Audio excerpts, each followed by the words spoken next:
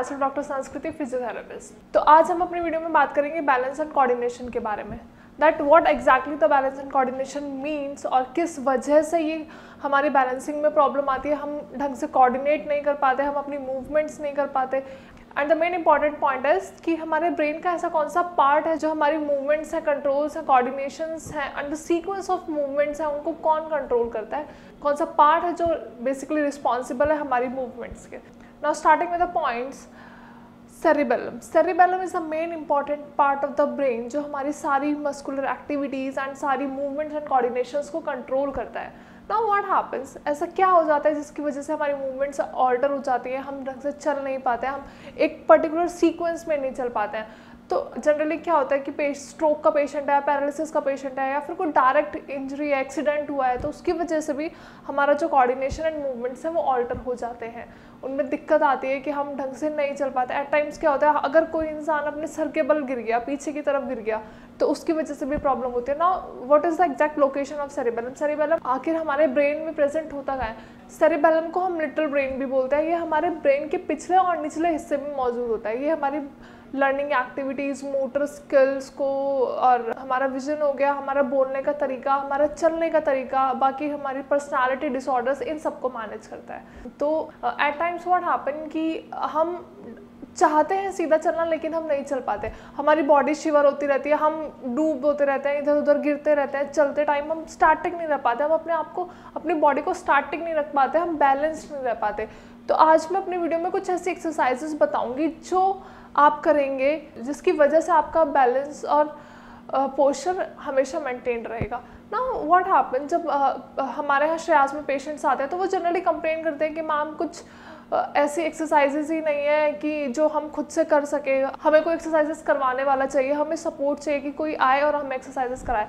तो आज मैं अपनी वीडियो में यही कुछ बेसिक एक्सरसाइजेस बताऊंगी जो आप simply with the help of chair और स्टिक्स एंड क्रचेस या फिर वॉकर्स की हेल्प से कर सकते हो। होता क्या है, जनरली स्ट्रोक्स और पैरालिसिस के पेशेंट्स अपनी मूवमेंट्स ढंग से नहीं कर पाते, अपनी मोटर स्किल्स को ढंग से प्रेजेंट नहीं कर पाते हैं। उन्हें पता ही नहीं होता कि एक्चुअली में उनको क्या कमांड दी जा रही है और वो क्या एक्शन परफॉर्म कर रहे हैं। सपोज अगर जैसे उन्हें बोला गया कि यहाँ से ये सामान उठाना है, तो उन्हें इस डिस्टेंस का आइडिया ही नहीं होता कि ये आप कितना हाथ उठाएंगे इस सामान को उठाने के लिए। सपोज मैंने किसी पेशेंट को बोला कि ये ब्लॉक रखा हुआ है, इसको उठाओ, तो उनको पता ही नहीं है कि कितना डिस्टेंस है, और वो ब्लॉक उठाने की बजाय उनका हाथ और दूर चला जाएगा, लेकिन वो सामान तो यहीं पे है। तो दिस इज मेंटल कैपेबिलिटी। उनको ये पता ही नहीं है कि मतलब कितना डिस्टेंस है, उन्हें अपनी रेंज ऑफ मोशन का आइडिया ही नहीं होता कि हमें कितना ऐसे हाथ फैलाना है कि हम उस सामान को उठा सकें।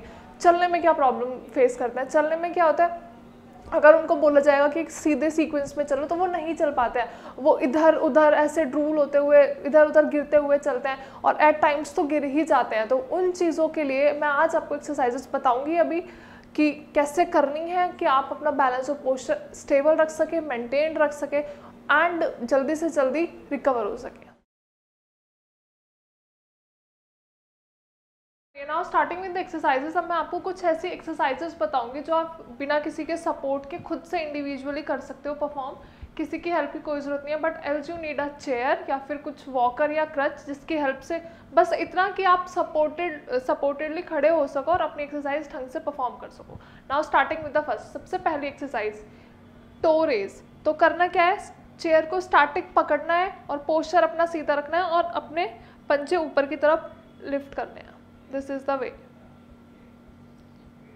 होल्ड कर सकते हैं 5 to 7 सेकेंड्स के लिए, then relax. Now again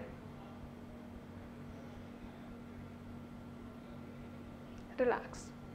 now starting with the second exercise, आपको अपनी एडी ऊपर की तरफ उठानी है। अभी पंजे ऊपर की तरफ उठाए थे, अब एडी ऊपर की तरफ उठाएंगे, like this. Relax.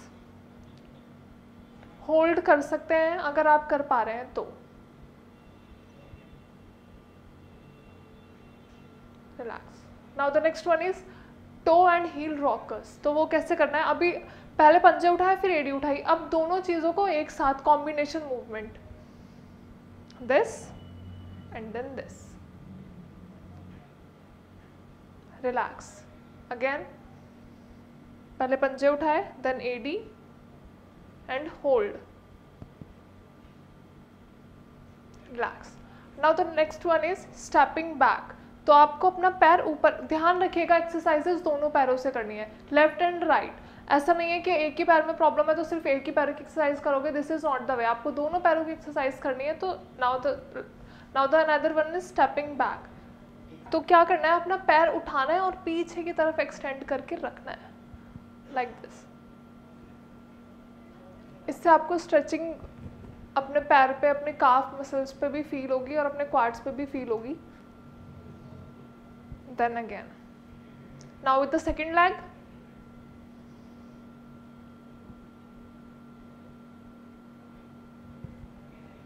Relax.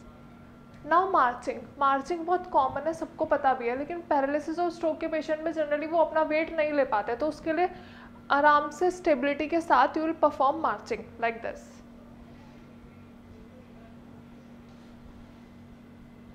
Relax. Next exercise is knee bending. Knee bending में क्या करना है, आपको सिर्फ अपना घुटना मोड़ना है और रोक के रखना है। Relax. Now next leg, relax. Now starting with some hip strengthening exercises. Hip strengthening exercises भी ज़रूरी है क्योंकि ये हमारी लोअर लिम्ब की मोबिलिटी और स्ट्रेंथनिंग में हेल्प करती है। तो कैसे करेंगे हिप स्ट्रेंथनिंग एक्सरसाइजेज? दो एक्सरसाइजेज मैं आपको बताऊंगी। हिप अबडक्शन, मतलब आपको अपना पैर, आपको अपने दोनों पैर सीधे रखना है और एक पैर दूर लेके जाना है, like this. Relax. Again, relax. अब यही पैर पीछे की तरफ लेके जाना है, that is hip extension.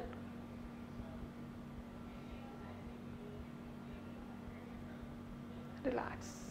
Now again with the another leg, relax.